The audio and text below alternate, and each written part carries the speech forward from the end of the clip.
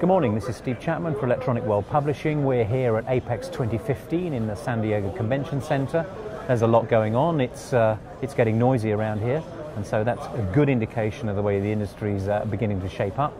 And I am joined now by Gary Walker of Javard EMS. Gary, welcome. Thanks for coming by. Thank you. Appreciate it.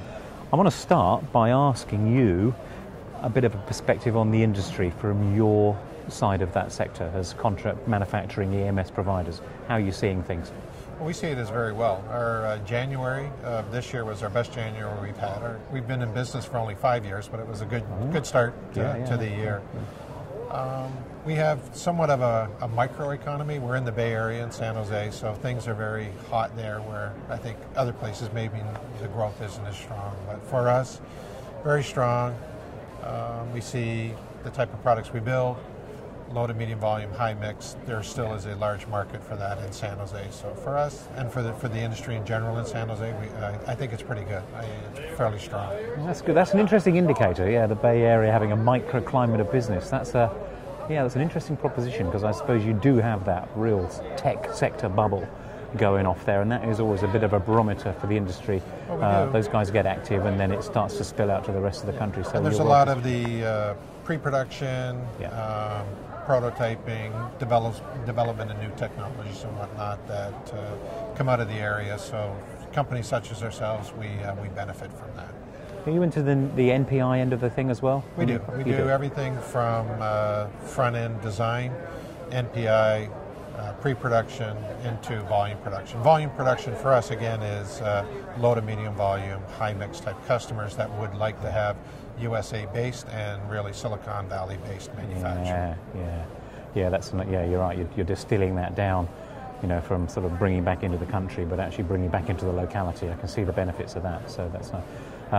I know, because we talked a little bit earlier, that you're running Juki lines and other bits and pieces. So tell me about some of the equipment you guys have got on site. So for us, the focus for us is really, again, low to medium volume, but high complexity, high mix type products. So we front end load our quality. We have ECRA screen printers along with some Juki screen printers. We use CyberOptics 3D solder paste inspection systems. We have the full complement of Juki across 4 different lines. We have Juki reflow systems, and then we balance that off with the STEC AOI system. So that's the surface mount. The back end, we have Vitrox. We have the Vitrox systems for automated 3D solder, 3D X-ray inspection, and we have 2 of those. So we have the smaller version, and then we just bought an XXL, which allows us to do very, very large boards. And that is one of the areas that we are looking at trying to migrate to in the future, is to actually go after the large, complex boards. Oh, interesting. Do you see a market? Do you see a growing market in that? You must do to invest that. Again, it's in our area. There's a lot of customers there. Some of the semiconductor guys, some of the chip guys use large boards for test platforms to test their chips. And then we just have some customers of our own who just have large boards that they need to have done. That's pretty good. And again, we talked earlier about a particular focus on high reliability stuff. So tell me a little bit more about the high reliability proposition. Well, we have our customers, we always say, range from products that are launched into space. And we have another customer that their products go to the bottom of the ocean. Okay, so that's when you have those extremes, and you have the one that goes to the bottom of the ocean, their systems, I think, range between $7 to $10 million. The length of time it takes to put something to the bottom of the ocean, to work at the bottom of the ocean, fixing an oil well, that's generally what they're used for. They measure downtime in seconds. They can't really have any downtime at all, because they don't have spare units sitting up on the surface of the ocean to go down and fix it. So for them, high reliability is an absolute must. And it's in a very extreme environment.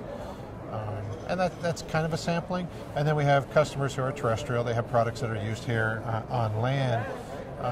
The benefit they get is that by doing products that are launched into space and doing products that go to the bottom of the ocean, the foundation of the work we do is based on building to those quality levels. So everyone who we build for, regardless whether they need that level of quality or not, gets the net benefit of that quality. So it works out well for all of them. Basking in the reflected glory of your high reliability because you don't turn some lines on and off based on different quality. You just set the lines all up to run at that high level of quality, and everyone gets it. So there's an interesting question then. Was that focus on high reliability, was that a decisive thing that you came to during the 5 years of the business, or was it customer-led? Did you just end up getting this tough, complex business? Because that's challenging stuff. How did that come about?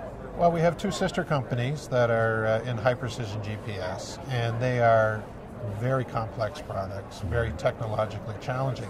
And that was really how the EMS business came about. The two sister companies struggled to find an EMS company who could meet those challenging needs, to do constant prototyping, to do the NPI, to look at all the newest technology packages. We're doing package on package, which is not a very common assembly technique for most CMs.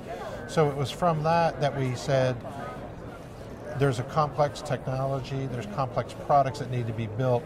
Our OEM sister companies can't be unique in that. There must be other people, maybe not everyone needs it, but there must be other customers who need it. And that was really the focus of the factory. We wanted to try to find those customers that had a unique requirement. We didn't want to be another Me Too contract manufacturer setting up, chasing the last dollar of the last penny. We want to be able to find customers that value us as much as we value them. And we find that those are the ones that really that have the high reliability, very complex products that need to get built locally in San Jose. That's the other requirement. Locally. And it was a good choice because I presume business is going well. It is good. It is very good. Yeah. We've had steady growth for all 5 years. We see this year as growing as well. We continue to invest in new equipment. Like I said, we just put in the new Vitrox, we put in some new Juki. So our investment is into new equipment to make sure that not only do we meet the customer's expectations, but we continue to exceed them. And if they continue to grow, we're able to grow with them. Yeah, that makes complete sense. Well, I have to say it's really good to talk to someone who's, heading up a business that's really going places. I love the local dimension of what you're doing, and the fact that gives you a unique position in the market, I would imagine. So I'm going to thank you for coming along, Gary. It's great to meet you. It was nice talking with you. I wish 2015 is great for you. Thank you very much. Cheers. Okay.